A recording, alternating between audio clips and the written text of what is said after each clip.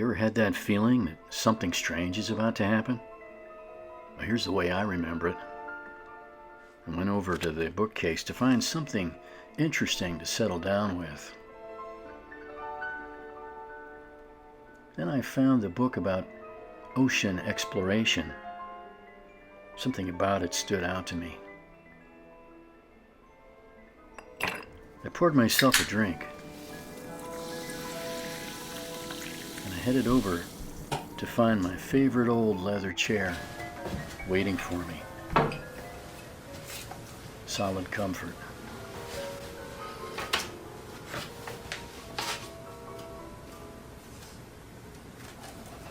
I browsed through the pages.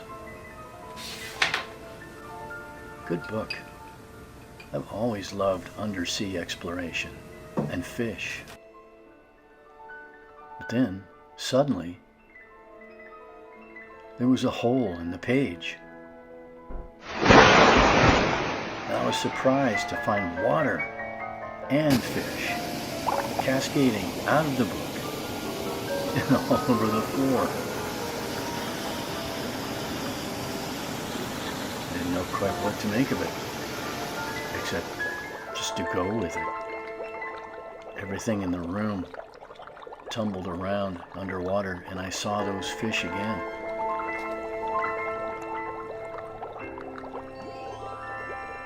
But I wasn't afraid. Actually, it was kind of fun. You know what?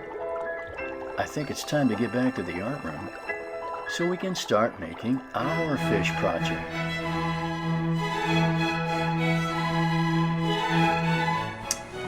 Okay, welcome back to the art room for our fish project. I'm really excited about this one. This is the fifth project that we've done from this wonderful Crayola Air-Dry Clay. Just love the stuff, and check out some of the other lessons if you're into clay making, as we are here in the art room. Let's set this aside and get busy. So here's the container. This is what it looks like when you get it at the store. I'm just going to dig in and get a little dollop of air-dry clay here, and you know, the fishes can be all different size. Mine certainly were, so don't worry too much about that. Mine's like a little mini baked potato, maybe something like that, or maybe a nugget. It's kind of a big nugget. Oh well. So once I get that, I'm going to make sure I have water nearby. I do, and I'm going to roll it into a ball, and kind of a smooth, there you go, that nugget shape. And I'm going to lightly pound it out and keep flipping it to make it kind of flat on both sides. I don't want it to be too thin. About the thickness of a thick cookie, not like a crispy cookie, but like a thick cookie. So got something to cut with, and I'm going to imagine the shape of a top fin there, and this particular fish that I have in mind is got kind of a snout. I like that one. And so back here, I'm going to make a notch for the tail, and let's trim that underneath part just a little bit. Okay, and pull that out, and the notch on top. And save all that for later, because we're going to need some extra clay here in a moment. And I'm going to go around the outside and pinch my fish so he looks a little more convincing that he's got a thinner edge. He's just not a blocky shape, and kind of pinch things up and go around and smooth out my fish this way. Okay, so next I've got that little love that little snout thing there. Okay, good. And I'm going to get my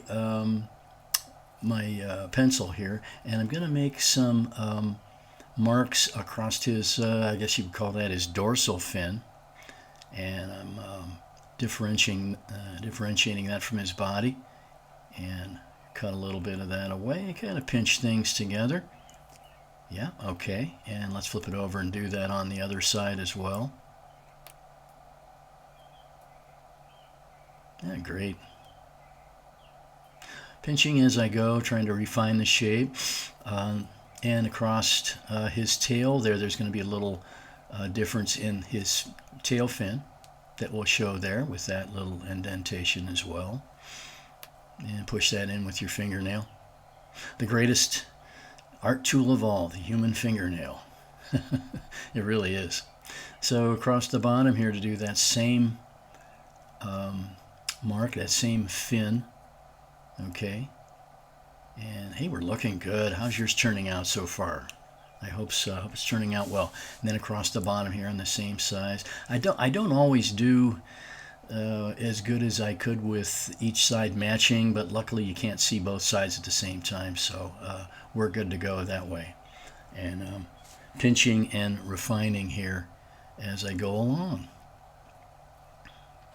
Okay, let's get this shish kebab stick, and if you have one around your house, if you don't, they have them at craft stores, or you can use a pencil if you need to, a skinny pencil or any kind of a little stick.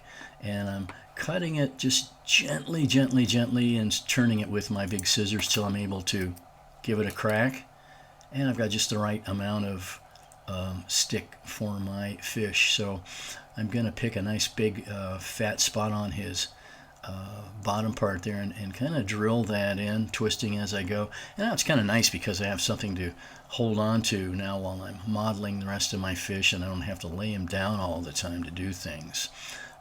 And I'm continuing to pinch him across the top and patting it down and pinching as I go. Okay, yeah, there's a little, okay, get that little spot there. All right, now I'm going to make some side fins for him. So pinching off a couple of little pieces. They're kind of heart-shaped little pieces. And before I hook, I got a little too much there. Let me make that a little smaller.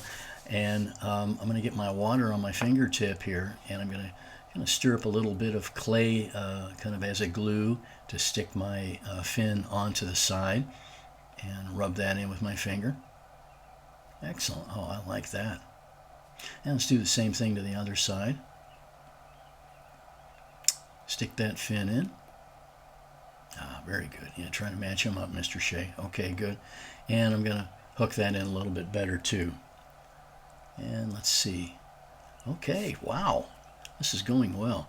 I think the next thing I'm going to do then is make this little kind of a underneath fin. I'm not sure what you call that fin, but it's kind of one that they use to feel around with the fish. And it's kind of, if you ever had an aquarium. Frankie had a great aquarium, so he could tell you about that little fin. But I'm going to stick that on there, and ooh, I like the way that looks too, and kind of smush things together with my pencil point. Make sure that's all hooked together the way I want it to. Okay. All right. So let's get the knife again, and I'm going to do some details across the top of his dorsal fin, I guess you could call that. And let's focus a little better there, and we'll make some nice lines in his top fin. Cool. And across the other side. Okay. And some in his side fins too, and the bottom fins, don't forget those. Really adds kind of a neat touch to see those fins with the lines in them like that. Okay. And just continuing to add little details with my fine tools. The back fins need some texture. There we go. Oh, that looks great. And I'll come in here and add some texture to my other side fin. Yeah. Don't forget back here. Those lines show up really well when you paint. Okay, and just tucking things in, and let's see how we're doing. I think we're ready to start thinking about what kind of an eye treatment we're going to do. Later in the video, I'll show you how I did two different kinds of eyes, and you can make your mind up. I think for right now, I'm just going to take my pencil point and make a little hole there, and let that represent my eye, and then I can do as I please later on with with the eye treatment, which we'll be showing you in a second here. So get it all smooth, and we'll pinch it down because we're preparing to set it out to dry here in a minute. This Crayola clay is wonderful stuff, and it's really, give it about 2 or 3 days and you're ready to paint, especially if you lay it next to your air register or somewhere that's warm. And I'll just set it in that little temporary base there and set it aside. Okay, so I'm going to grab a couple of little extra chunks. This is eye design number 1 that we're thinking about, and I'm just going to make 2 little round shapes here and smush them down just a bit with my fingertip, and those are going to dry along with my fish, and those will be eyes. So hey, here we are, it's 2 days later, and looking at this great looking fish graphic. There's so many different ways that you could paint your fish, and so many ways not to paint your fish too. You don't have to copy anything. That's why we're in art class, and we love to make up this stuff. But a general kind of an idea here with this fish graphic to give you some kind of ideas. I've got my acrylic paints, and this one though, this could be a water-based paint if you don't have acrylics. That'd be just fine on this one. But I like acrylics because you've got that drying time, and they don't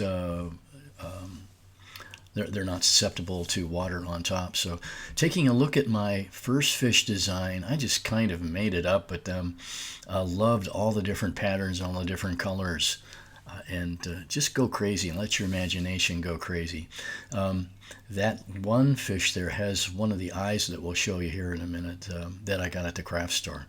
So I'm going to get started here with some yellow and working at super speed here, of course. I think I'll give him a kind of a yellow beginning, and I'm going around both his sides here with my yellow acrylic. This is the fun part. I just love the painting part. I love all the parts, actually.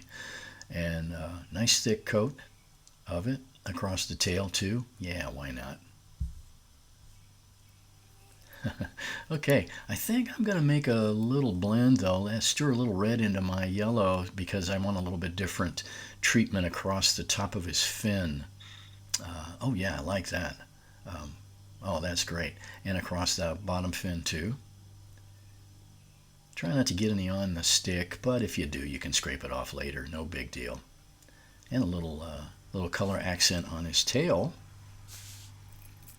Awesome.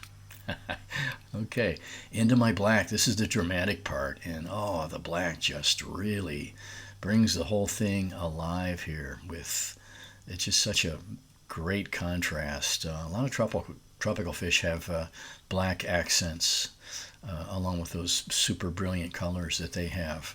I'm going to try to make it look the same on both sides, but hey, nobody's perfect either. Little black accents down the side of his body, kind of a neat little swirly pattern. Oh, that's fun. Keep your brush extra wet on this part and you'll get a nice curve and a nice graceful S shape there as you go. Mine's not the same on both sides, as you can see, but hey, nobody's keeping track of things like that. So across the bottom, and oh yeah, okay. Well, I'm kind of thinking maybe a little orange on his side fins, and we're going to set that out to dry. So back to our eyes that we made a couple days ago, and I think I'm going to paint them. Here's the eyes that I got from the craft store. They're plastic, so I'm going to use, I'll show you both ways, see how it looks. I'm going to pick a really different color from the color that I used on the fish, and hey, get paint all over your fingers. It's going to happen. It's going to happen when you do this. You just got to. Hey, we're in art class. Come on. And some yellow in the center.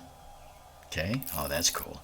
And I think I'll finish up with a little black highlight in the middle, like the pupil part, and trying to hit it round if I can. And then finally, I'm going to get my white out here, and get my brush nice and wet and try to drop a dot like a there and there, a shiny spot on my eyes, and I'm going to set those aside to dry. Okay, so we're back and everything's dry now, and I'm going to think about which eyes I want, and put some glue down, and I'm going to use those plastic eyes. It could have been the other eyes that we used if you don't have plastic eyes. So when you put him on a base here, here's a couple of rough chunks of wood that I found in the backyard, oddly enough. And if you have a grown-up in the house, maybe they can help you with this part. I've got a drill, and I'm going to stick a hole in my random block of wood. It could have been just about anything. And I'm going to set my piece of skewer down in there, my wooden stick. And then finally, I'm finishing up with my my clear acrylic spray. So here we go, and it's the final show of all the fish that we've made. Look at them. They look terrific, don't you think? Okay, and we're going to leave it right there. I hope you enjoyed that lesson. I certainly did. So remember, no matter where you go, no matter what you do, you got something to be proud of. You're an artist. Well, stick with it, and we'll see you back here next time in Mr. Shay's Art Room.